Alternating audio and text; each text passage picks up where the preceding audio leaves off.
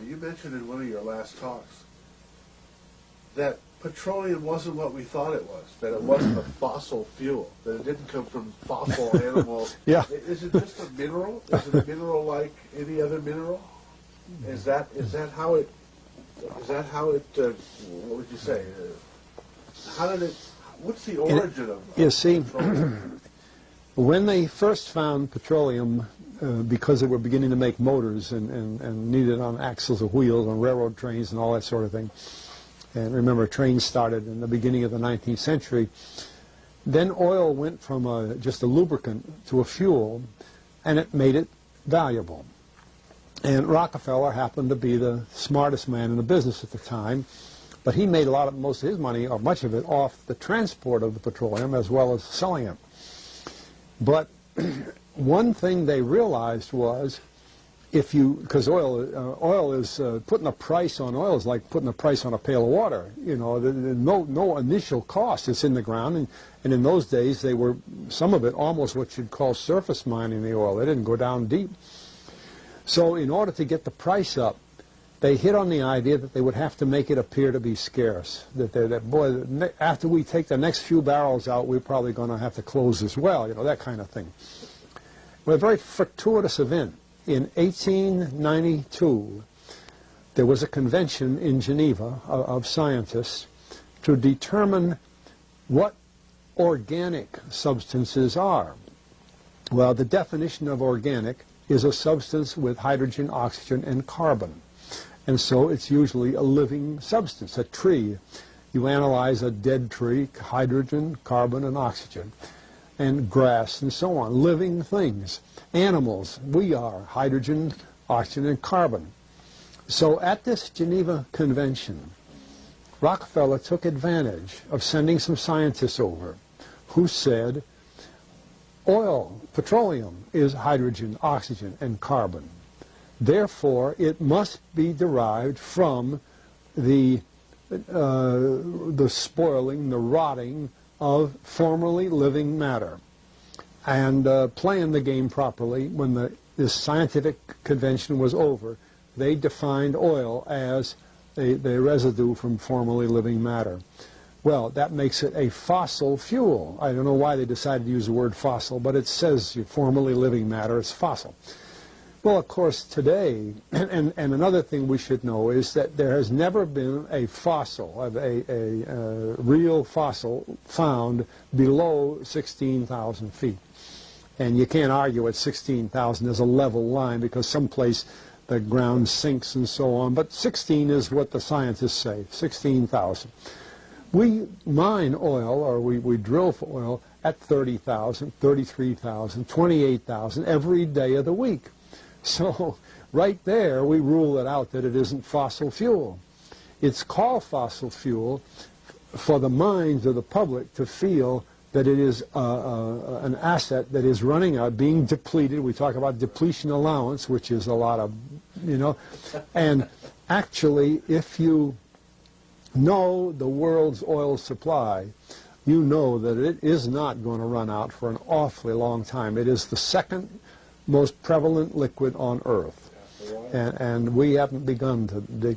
Well, with all that background, you see, the people in charge of the petroleum business, for perfectly reasonable business things, like any other man in a business, wants to keep his price as high as he can get away with.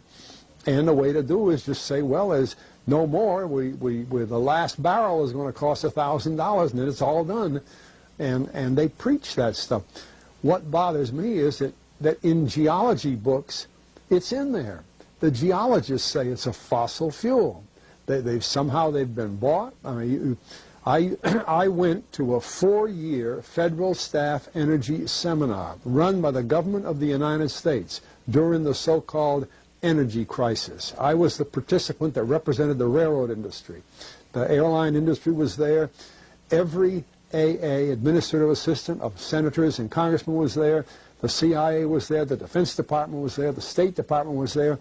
Sometimes sitting right in front of me in the row would be Henry Kissinger with his friend, the head of Department of Defense, That's too bad. I can't put the names with them. But anyway, people like that, top men in the government, sitting there listening to the Federal Staff Energy Seminar.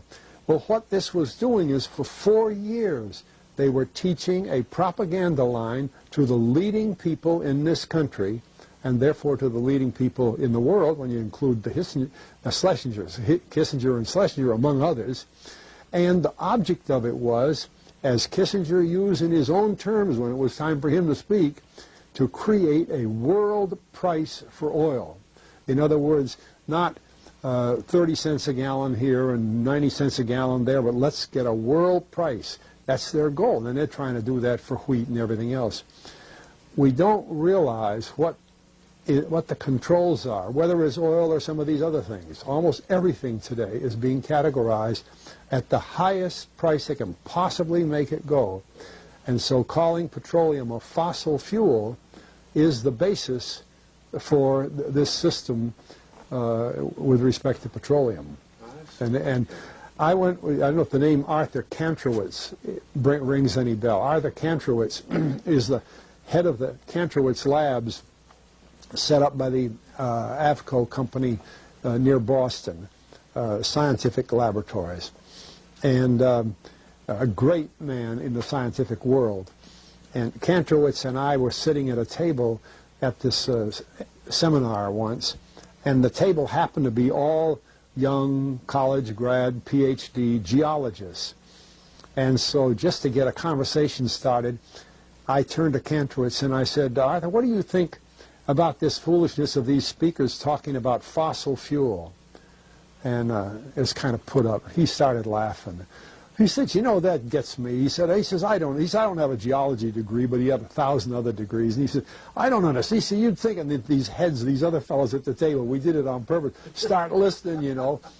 And he asked, he said, are you gentlemen, he says, you're here at the meeting, are you gentlemen by any chance geologists? And one fellow, yes, I am. And the other, yeah. He said, well, why don't you tell me? He said, why is oil, you know, he went on like that. We brought the house down because nobody could argue with Kantrowitz. He like Einstein. People aren't going to, and he told him right there, he said, just drop it. But it's in all the books and in all the papers. But it started from that strange meeting in 1892, a scientific convention.